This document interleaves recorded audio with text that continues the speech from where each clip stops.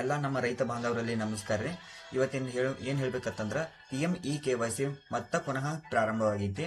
ಯಾರಿಗೆ ಈ PM ಕಿಸಾನ್ ಯೋಜನೆಯ ಒಂದು ಅಡಿಯಲ್ಲಿ ಯಾರ್ಯಾರಿಗೆ ಅಮೌಂಟ್ನ ಬರ್ತಿರ್ತಾವಲ್ಲ ಅವರು ಪ್ರತಿಯೊಬ್ಬೊಬ್ಬರು ಈ KYC ಮಾಡತಕ್ಕದ್ದು. ಯಾಕತ್ತಂದ್ರೆ ಈಗ ಹಿಂದೆ ಮಾಡೀನ್ರಿ ಮತ್ತ್ಯಾಕೆ ಮಾಡಬೇಕು ಅಂತೇಳಿ ನೀವು ಮನಸ್ಸೊಳಗ ಇದ್ದಿರ್ಬೋದು.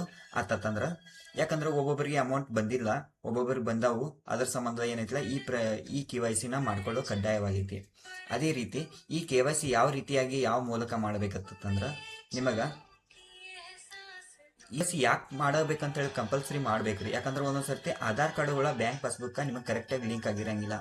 ಅದೇ ರೀತಿ ನೀವು DBT ಮತ್ತು NPCI ಎಲ್ಲ ಸರಿಯಾಗಿನ ಚೆಕ್ ಮಾಡ್ರಿ.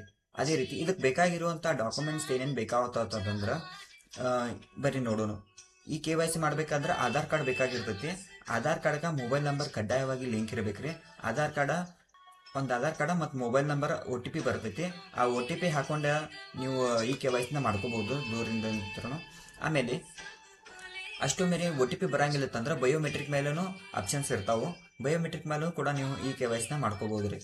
ಇದೇ ರೀತಿ ನಿಮ್ಮ ಹತ್ರ mobile number Aadhaar card link ಇರಲಿಲ್ಲ ಅಂದ್ರೆ ಕಡ್ಡಾಯವಾಗಿ ಲಿಂಕ್ ಮಾಡಿಸ್ರಿ.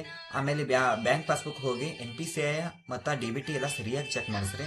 ಅದೇ ರೀತಿ ನಿಮಗೆ ಹೋದ ಸರ್ತಿ ಅಮೌಂಟ್ ಬಂದಿರಲಿಲ್ಲ ಅಂತಂದ್ರೆ ಈಗ ಸರ್ತಿ ನೀವು ಈ KYC ಮಾಡಿದ್ರೆ ಬರುವ ಸಾಧ್ಯತೆ ಹೆಚ್ಚಿರ್ತೈತಿ.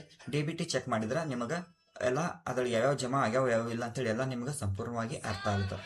ಅದೇ ರೀತಿ ಇಂಥ ವಿಶೇಷ ಮಾಹಿತಿಗಳಿಗಾಗಿ ನೀವು ಈ ನನ್ನ ಯೂಟ್ಯೂಬ್ ಚಾನಲ್ನ ಸಬ್ಸ್ಕ್ರೈಬ್ ಮಾಡಿ ಇಟ್ಕೋರಿ. ಮತ್ತು ಅದೇ ರೀತಿ ನಿಮ್ಮ ಸ್ನೇಹಿತರಲ್ಲಿ ಆಮೇಲೆ ನಿಮ್ಮ ಮತ್ತು ಬಾಂಧವರಲ್ಲಿ ಈ ವಿಡಿಯೋ ನಮಸ್ಕಾರ.